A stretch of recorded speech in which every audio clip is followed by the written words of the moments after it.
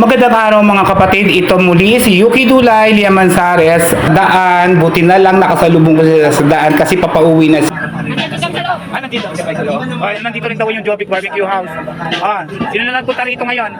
Bibili ako chicharong bulaklak. Magkano kasi chicharong bulaklak? Ate?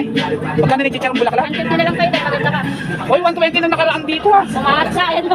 Eh, presyo kami. Ay, Diyos ko. Malapit. Dito ako sa loob mga kapatid. Eto, mag-video ako dito. Magandang gabi mga kapatid. Ito ang diba? Buti na lang napunta ako dito. Ayan ang dinalupihan bataan. Kapatid, hindi ko alam kung anong okasyon dito sa dinalupihan. Ay, may basar pala dito mga kapatid bukas.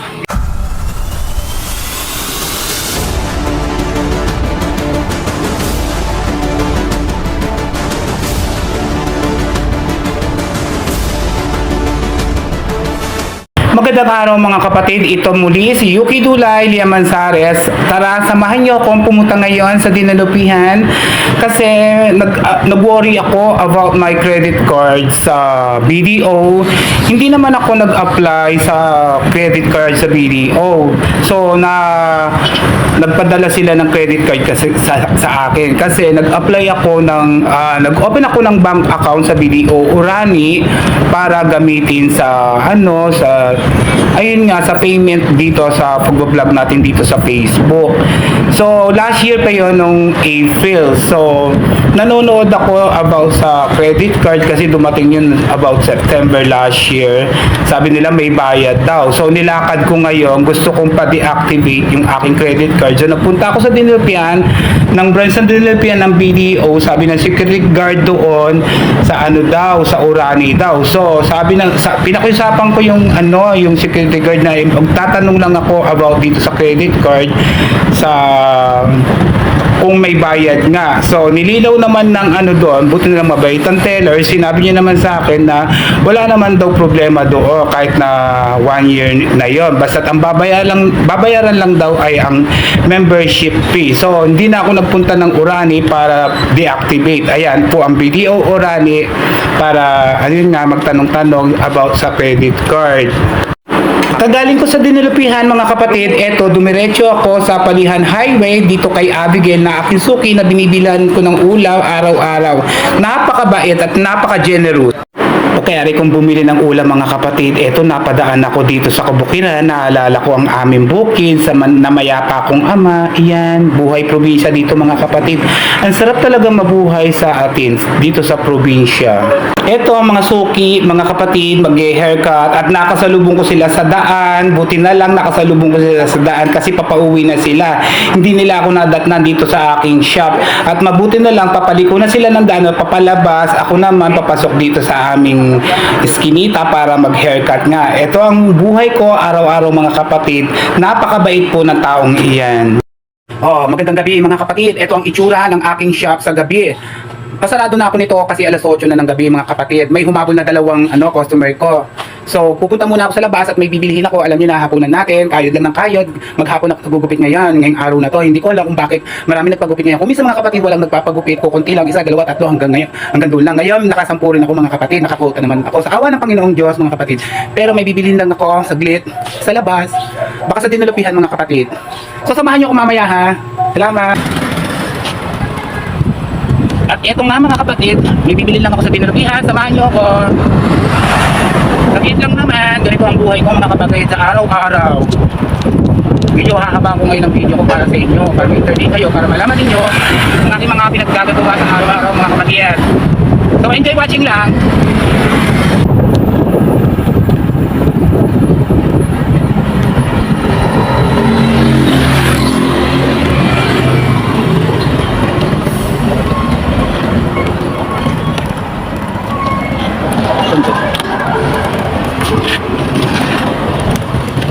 Ang ganda-ganda. Pwede kayo ipasok. Ay, walang ano. Hindi ko.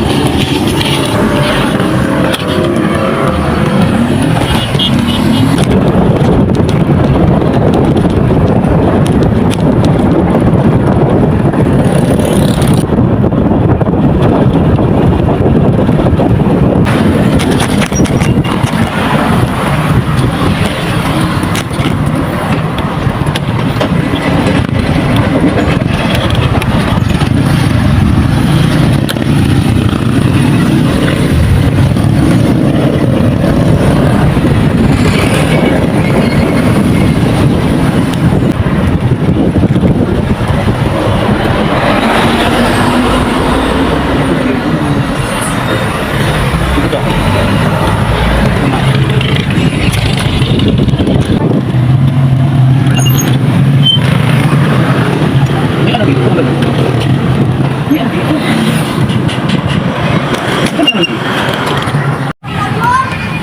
Ayun mga kapatid, nagkaganda ngayon dito sa dinulupihan. Hindi ko alam kung ano yung ano dito. Eksena ng mga dinulupihan, mga kapatid. Ayan. May pa ano sila, ganyan, ganyan, ganito. Ang ganda oh. Ang kapatid. Ayun oh. May ano dito. Dito kapatid, ang ganda oh. Diba? Buti na lang napunta ako dito. Ano kaya mga eksena ngayon dito? Dahil mga tao, mga kapatid. Diba parang ang saya-saya. Di kaya mananak. Di kaya maninok yung e-bike ko doon. Di naman. Di ba mga kapatid, nagkaganda ng eksena oh. Diba? Oh, diba? Ganda dito sa dinalpihan. Oh, diba mga kapatid? Ayan oh. Oh. Dito ako sa loob mga kapatid. Eto, mag-video-video ako dito. Sa may sa may pabilog na to oh. May display sila, may ano kaya dito mga kapatid? Oh, may ano ngayon dito, bata?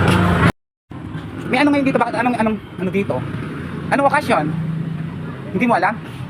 Bakit? Hindi nila alam mo. Kinuha. Ayan. Bayan ng dinulupihan, bataan. Ayan. Ayan. Ayan. Diba? Mga extend ng mga tao. Kaya lang ayoko magtagal dito mga kapatid. Kinakabahan kasi ako, baka yung e-bike ko nakawin. Ayun pa naman so far. Ay nako. Basta ang ganda-ganda ng eksena dito. Gusto ko magtagal dito mga kapatid. Ayun ang aking e-bike. O di ba may hallway sila. Ang ganda-ganda dito. Ayan ang aking e-bike. So far, kapatid, hindi ko alam kung anong okasyon dito sa ating nalupihan. Bakit sila naglagay ng ganito? Ayan o. Di ba? Bongga. Sana sa Hermosa may ganito rin. Ayan kapatid o. May mga sa daan meron silang ganito. Para bang ano? Parang may okasyon dito na malala. Nagaganapin. Gusto ko magtagal dito kapatid. Kaya lang sasakyan ko. Ay pukit mo. Ayan o. O diba? Mga eksena. Ayan o kanilang simbahan. Ayan. O diba? Ang dami naglalaro ngayon dito mga kapatid. Mga kabataan, ganon. O diba mga kapatid? O anak ko ba to? Ay may stage dito kapatid o. Parang may gaganaping malala na concert. Ayan o. May stage siya. Dito rin. May stage. O diba bongga? Ayan. Ayan ang malalang ano. Kanilang mga display dito. Ayan. Oh, pinagtagal ko mga kapatid kasi bigla ako nainggit dito sa kanilang mga bayan ng dinulupihan. Kasi meron silang mga ganito mga display. Tapos may stage pa, parang may magko-concert mga kapatid. Diyos ko. Ayan, oh, shout out Mayor ng Hermosa. Sana may ganito ka tayo oh. Ay nako. Ayan, nainggit tuloy si Yuki Dulaylia Manzares. Ayun lang mga kapatid. Ay, may basar pala dito mga kapatid bukas. Dito sa Tinulupia, kaya ganito yung mga display nila. Puro daw mga pagkain ngayon bukas dito, kaya nadayo ako ngayon dito. Hindi ko naman sinasadya na may ganito palang mga eksena ngayon mga dito. Diyos ko. Eto, bibili ako ngayon dito sa Jovic Barbecue and Food House. Ayan, nagpapatugtog si kuya. Ito si ate. Ito ang binibilin ko ngayon. Ay, may live band daw bukas mga kapatid dito oh. Ayan. Yan yung mga street food. Puro mga bukas ka. Iba-ibang pagkain. Ay, naku, gabi rin. Lasing ko start. Ay, hindi ko muna pala i-upload to mga kapatid. Pupunta ako bukas dito.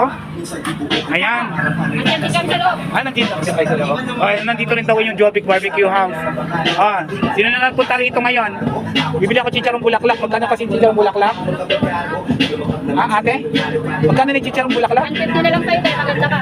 Oy, 120 na nakaraan dito Umahat na, yan lang. May presyo kami. Ay, Diyos ko. Malapit. So yan mga kapatid, pagkayari ng aking gupit, eto pumunta ako sa dinulupihan at may eksena daw at may basar daw bukas.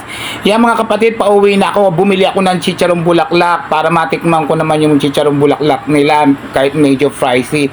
Pricey na sa akin yung mga kapatid kasi 150 siya, 'di ba mga kapatid? So pinagbigyan ko lang ang sarili ko para mamukbang ko. Pagka uwi ko ng bahay, hindi ko naman naubos. Sige mga kapatid ha, salamat sa panonood.